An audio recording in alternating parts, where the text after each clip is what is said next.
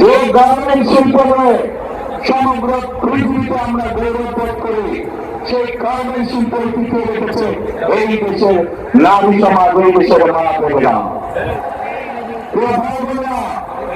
আজ আমরা অত্যন্ত কষ্টের সাথে দেখছি, অত্যন্ত ঘৃণার সাথে দেখছি, ওই যে নতুন জানেন যাদেরকে মানুষ গোত্র হিসাবে ছিলেন, এই জালেমদের নেতা সে 2 দিন আগে প্রকাশ্যে বলেছে বাংলাদেশের নারীদেরকে সে একটি অত্যন্ত কলঙ্কিত সাপ করে ব্যবহার করেছে।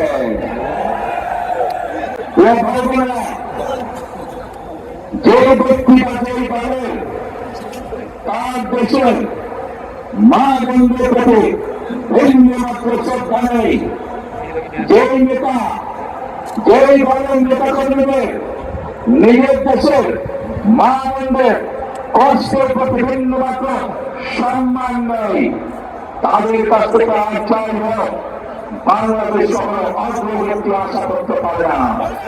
তাদের কাছ থেকে আর চাই হোক বাংলাদেশের মানুষ আত্মসম্মানমূলক কোন মর্যাদাপূর্ণ কোন আচরণ আশা করতে পারে না।